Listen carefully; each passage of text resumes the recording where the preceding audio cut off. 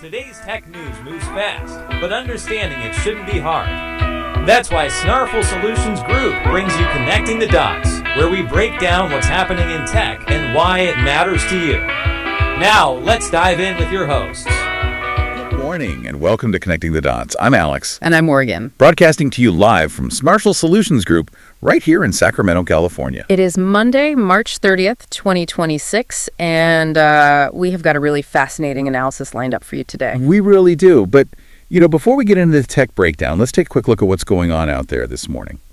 Looking out the window here in Sacramento, it's a beautiful Monday. Oh, gorgeous. Yeah, we're looking at partly sunny skies, a high of around 81 degrees today, and this perfectly light little breeze at about 2 to 7 miles per hour.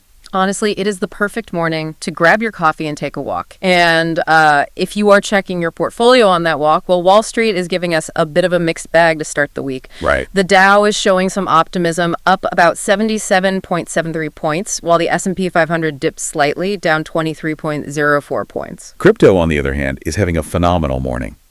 Bitcoin is flexing hard today, surging over $1,500 to close right around $67,478. That is a very strong start for the crypto markets. Now, on the local sports front, we do have to offer some quick condolences to the Sacramento Kings fans out there. Yeah, that was rough. A really tough loss last night against the Brooklyn Nets, 99-116. Ouch. I mean, though, to be fair, okay, Dodgy put up a really solid 18 points off the bench. He did, yeah. It just, it wasn't enough to stop the Nets from snapping their 10-game losing streak. Right. But honestly, the sports story everyone is actually talking about this weekend wasn't basketball. No. It was the MLB opening night broadcast on Netflix. Oh, man. Talk about a spectacle that just completely missed the fundamentals. Completely. I mean, Netflix obviously wanted to bring in a new, younger audience, and they threw an absolute fortune at the production. Yeah. But traditional baseball fans were left completely bewildered. Right. Because of the over-the-top drone smoke. Like, they had red, white, and blue smoke pumping everywhere. They had dancers performing on top of New York City-style taxi cabs right on the field. The Giants literally came out as San Francisco trolley cars. It was wild. They were trying to turn a traditional MLB game into like a Savannah Bananas routine. Exactly. And well, while that level of entertainment is fun in a vacuum, the actual broadcast failed at its core job. I mean, they had a vanishing score bug that made it almost impossible to read the score. Yes. And the camera cuts kept missing the in-game action. Yeah, the Yankees did end up beating the Giants 7-0, but the entire production just felt like an identity crisis. And honestly, that theme, throwing massive amounts of capital at a flashy spectacle while completely failing to deliver fundamental, everyday utility, is the exact perfect transition into our main technology focus for today. It really is. The parallels are actually uncanny. But before we hit the news, let's talk about fueling up for the day. Because if you want to tackle this Monday with focus, you need the right kind of energy. Exactly. And that is where strong coffee comes in. It is a premium instant coffee that tastes exactly like a rich traditional brew, but it is doing so much more for your body. So much more. It is packed with 15 grams of protein, MCTs for brain fuel, and adaptogens like ashwagandha. And the ashwagandha is really the game changer in that blend. Oh, absolutely. It regulates your cortisol, which is what gives you that clean, sustained energy. You get all the focus of a great cup of coffee without the jitters or, that brutal mid-afternoon crash. Yeah, it is literally just scoop, mix, and conquer your morning. So do yourself a favor. Use promo code SNARFL for 20% off your entire purchase at strongcoffeecompany.com. That's strongcoffeecompany.com, promo code SNARFL for 20% off. All right, let's get into our feature segment. It is time for the Morning Star. The Snarful Tech Article Report. Exactly. We pull the most critical technology stories of the day. And today, all three of our top stories point to a massive structural reality check in the AI industry. Yeah, the honeymoon phase is definitely over. It really is. The market is pivoting hard from this billion-dollar hype to practical, everyday utility. And our first story is an absolute shocker. OpenAI is officially shutting down its highly hyped text-to-video generator, Sora, just 6 months after it launched. Just 6 months. I mean, it went from being hailed on magazine covers as the technology that would single-handedly destroy and rebuild Hollywood to being quietly taken off life support. And it is not a gentle wind down either. They are walking away from a massive $1 billion partnership with Disney. Right, the one that included licensing those iconic Disney characters to be generated inside the Sora engine. Yes. So OpenAI is ripping its computing power away from video generation and redirecting it entirely toward enterprise productivity products, all ahead of a planned IPO. Which is a huge shift. But look, why? They had a billion-dollar Disney deal sitting on the table. Why walk away from that kind of money? Well, to understand the sudden collapse, we have to look at the structural economics of the technology, specifically the difference between training a model and running inference. When Sora debuted, the demos were mind-blowing. But the compute cost to generate high-definition video from scratch is just astronomical. Right, because it's not searching a database for a video of a dog running on a beach. It is hallucinating every single pixel from thin air, right? Precisely. It is using diffusion models to calculate the physics, the lighting, and the pixel placement for 24 to 30 frames every single second. Wow. So when a user asks ChatGPT to write an email, that text generation costs OpenAI fractions of a cent in server compute. Sure. But when a user asks Sora for a 10-second video, it burns massive amounts of server time. The inference costs are so high that you fundamentally cannot offer a $20 a month consumer subscription without losing money every time someone hits a generate button. So it brings us back to that concept car analogy. Like, imagine an automaker spends $1 billion designing a hyper-futuristic concept car. It looks incredible, but it gets 1 mile to the gallon and costs $10,000 to start the engine. Exactly. It's an astonishing engineering flex, but absolutely no one can afford to drive it to the grocery store. And it's a massive liability for an IPO. Oh, absolutely. If you are preparing for an initial public offering, Wall Street doesn't care about your cool engineering flex. They care about your gross margins. Right. But the compute cost is only half the equation here. The legal reality of generative video is a massive exposure. Because of the training data. Yes. The Disney partnership covered specific licensed characters, but what about the millions of hours of copyrighted movie footage that was inevitably scraped to train the foundational model in the first place? Right, because text models have somewhat survived the gray areas of fair use so far. Yeah. But video feels entirely different. The legal exposure is orders of magnitude higher. I mean, ByteDance, the parent company of TikTok, recently delayed the global launch of their competing video models for the exact same reason. Wow. The technology works in a vacuum, but the commercial and legal frameworks to support it simply do not exist. You cannot will consumer demand and legal immunity into existence just because the underlying math is impressive. Which begs a massive question. If Western tech giants are bleeding money on these flashy, compute-heavy god models, who is actually turning AI into a profitable business right now? Because someone has to be making money. The answer is sitting in China, and it is operating on a completely different philosophy. Let's look at the numbers from our second story. While Sora was shutting down, Kuaishou Technology, the Chinese short video platform behind Kwai, published their earnings. And they are impressive. Very. Their video generation platform, Kling AI, just posted an annualized revenue run rate of $300 million. In the fourth quarter of 2025 alone, they pulled in $47 million. Wow. And management projects that revenue will more than double in 2026. So how are they printing money while OpenAI is shutting down? This comes down to the fundamental difference between the model layer and the application layer. Western discourse is entirely obsessed with the model layer. The God models. Right. It's an arms race of who can build the biggest foundational model with the most trillions of parameters.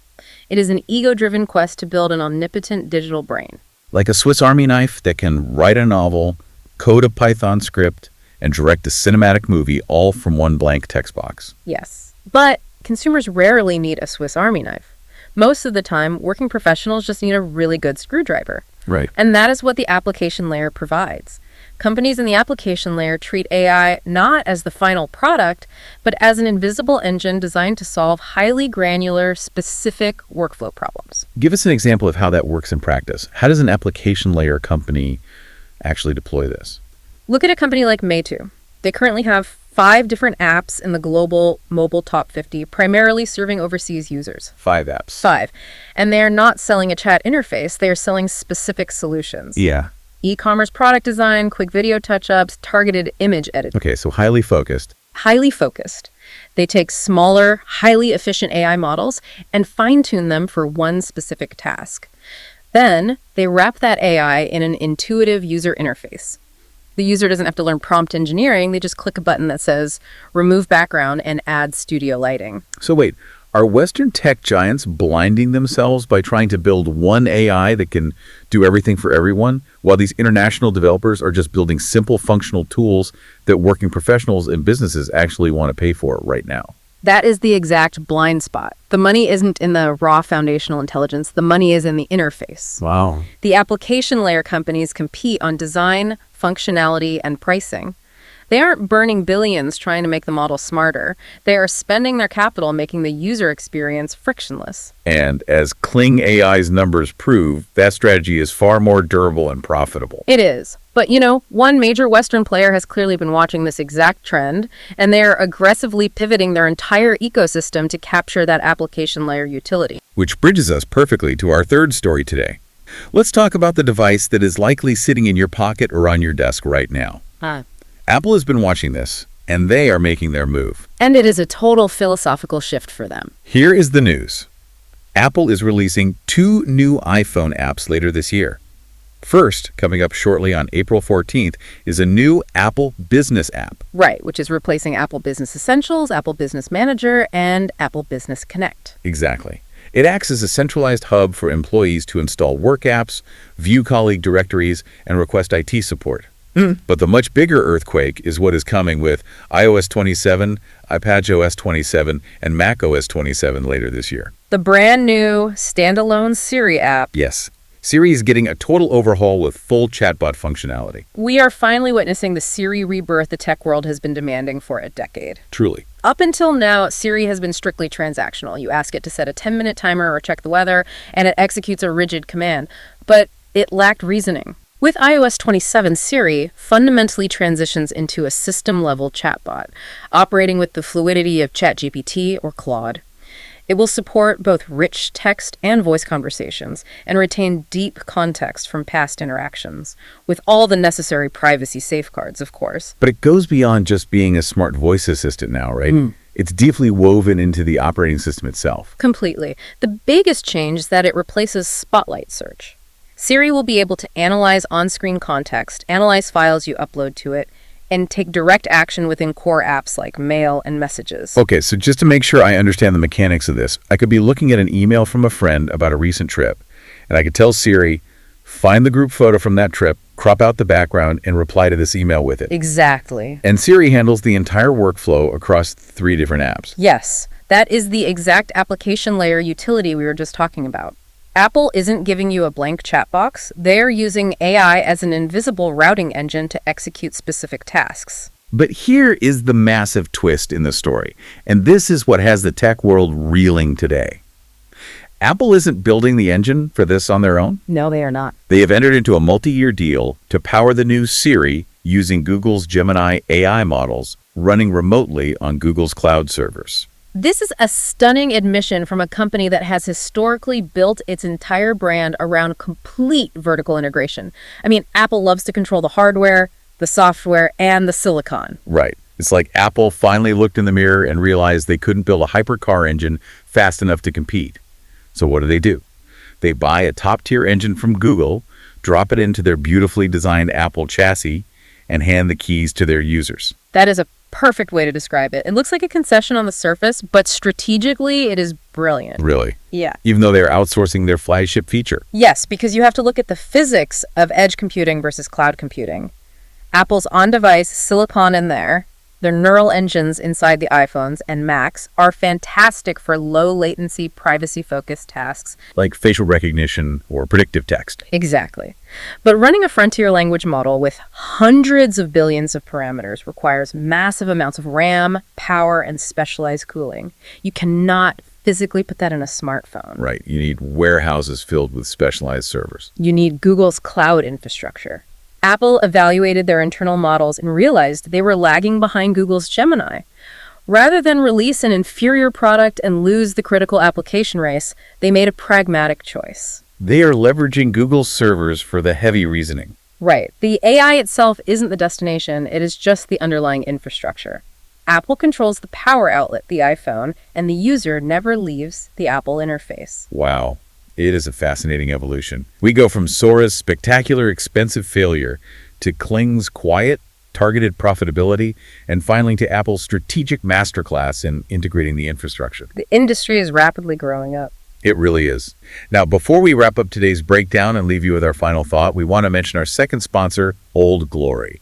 Yeah, if you have a techie friend or family member who also loves pop culture, music, or sports, Old Glory is the iconic fan merch store you absolutely need to check out. It really is the perfect place to grab a gift. They have an incredible selection of apparel and accessories that let you wear your fandom on your sleeve. The depth of their inventory is wild. You can go to their site looking for a gift for someone else, and you inevitably end up buying 3 vintage band tees for yourself. It is a dangerous website for the wallet, for sure. But we've got a hookup for you. Use promo code SNARFUL at checkout, and you will get 15% off your entire purchase at oldglory.com. That is oldglory.com, promo code SNARFUL for 15% off. All right, so let's pull all of these threads together. What we are witnessing is the great AI normalization. Sora proved to the market that possessing undeniably cool technology without a sustainable business model just turns you into a very expensive toy. Meanwhile, the massive revenue numbers from Kling AI showed us that the real financial momentum is in the application layer. It's in solving highly specific, everyday problems for working professionals. And Apple's massive Siri overhaul with iOS 27 cements the reality that the future of artificial intelligence isn't going to be found by visiting a standalone laboratory website. It is going to be seamlessly integrated into our daily workflows and text messages. But that level of deep integration, specifically with their new partnership, brings up a massive structural question. Absolutely. So we want to leave you with a provocative thought to chew on today. If Apple is willing to hand the brain of the iPhone over to Google just to win the AI application race, what does that mean for the data privacy standard Apple has spent a decade building? That is the million-dollar question. It really is. You are definitely going to want to keep an eye on those terms of service when iOS 27 drops. It's going to be fascinating to see how they handle that data handoff. We're here to help at Snarful, so reach out on our website if you have any more questions. That's a wrap on today's top stories. Remember, tech doesn't have to be complicated, and we're here to help connect the dots. If you've got questions or want to learn more, visit us at snarful.com. Thanks for listening, and we'll catch you next time.